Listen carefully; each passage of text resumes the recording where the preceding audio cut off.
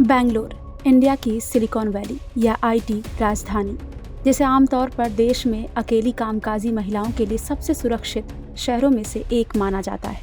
लेकिन वो कहते हैं ना, सावधानी हटी दुर्घटना घटी, क्योंकि खूंखार क्रिमिनल्स अपनों की शक्ल में भी आपसे टकरा सकते हैं। एक ऐसी ही खबर सामने आई थी साल 2005 में, जब यहाँ पर जॉब करने वाली एक लड़की के साथ उसी के ऑफिस के कैब ड्राइवर ने पहले रेप किया, फिर बड़ी ही बेरहमी से उसे मौत के घाट उतार दिया। आपकी स्क्रीन पर जो तस्वीर इस वक्त आप देख रहे हैं, ये तस्वीर उसी लड़की की है। नाम है प्रतिभा मूर्ति।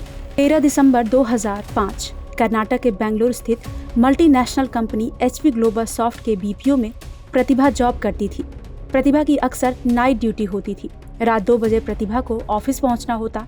इसके लिए उसे ऑफिस की कैब लेने आती। 13 दिसंबर की सुबह 2 बजे भी ड्राइवर का कॉल आया और प्रतिभा ऑफिस के लिए निकल गई।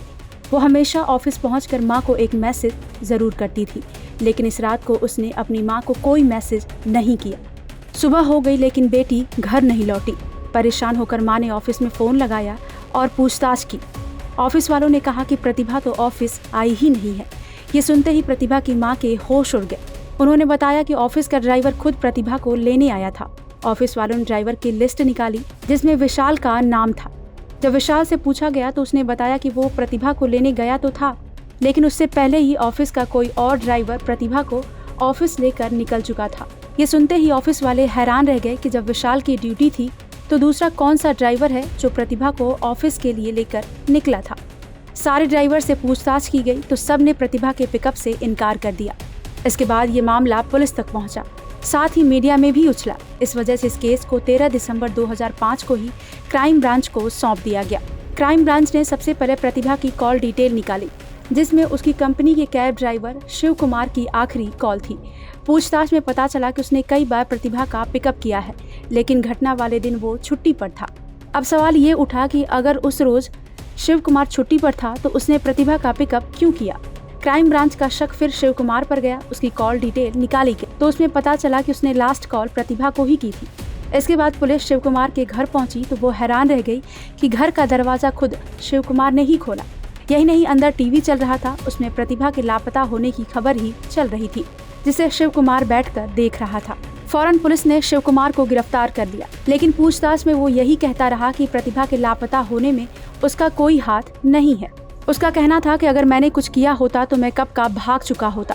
पुलिस को समझ आ चुका था कि शिव कुमार काफी शातिर है।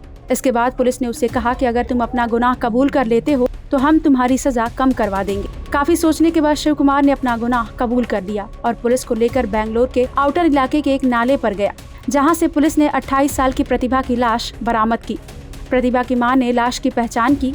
इसके बाद पोस्टमार्टम से पता चला कि प्रतिभा के साथ रेप जैसी घिनौनी वारदात को अंजाम दिया गया है। इसके बाद गला रेत कर उसे मौत के घाट उतारा गया है। उधर पुलिस की पूछताछ में शिव कुमार ने पुलिस को बताया कि 13 दिसंबर को वो प्रतिभा को लेने पहुंचा, लेकिन प्रतिभा ने कहा कि मेरे पिकअप के लिए विशाल की ड्यूटी है। तब शिव कुमार ने कहा कि विशाल छुट्टी पर है, इसलिए वो उसे लेने आया है। प्रतिभा शिव कुमार को पहले से ही जानती थी, इसलिए बिना किसी डर के वो कैब में बैठ गई। बैठते ही प्रतिभा को नींद आ गई। जैसे ही बीच रास्ते प्रतिभा की नींद टूटी तो उसने शिव कुमार से पूछा कि कैब को कहाँ लेकर जा रहे हो, ये ऑफिस का रास्ता नहीं है। इसके बाद सुनसान रास्ते में शिव कुमार ने कार रोकी और चाकू की नोक पर प्रतिभा के साथ रेप किया, फिर गला रेत कर उसे मार डाला। इसके बाद प्रतिभा की लाश को नाले में फेंक कर वहां से फरार हो गया। आपको बता दें कि जनवरी 2006 में ये मामला फास्ट ट्रैक कोर्ट में चला। शिव कुमार पर 366 किडनैपिंग, 356 रेप और 302 मर्डर करने का चार्ज लगा। साल 2010 में 6 अक्टूबर को आरोपी शिव कुमार को उम्र कैद की सजा सुनाई गई, वो भी बिना किसी पैरोल के। इस दौरान 80 से ज्यादा लोगों ने इसके खिलाफ गवाही दी थी। फरवरी 2011 में शिव कुमार ने केस को हाई कोर्ट में चैलेंज किया। 31 मई 2016 में हाई कोर्ट ने सजा को बरकरार रखा।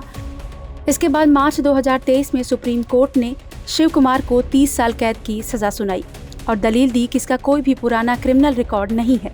इंसान को एक बार सुधरने का मौका दिया जाना चाहिए। यानी कि अब कुछ सालों के बाद शिव कुमार जेल से बाहर होगा।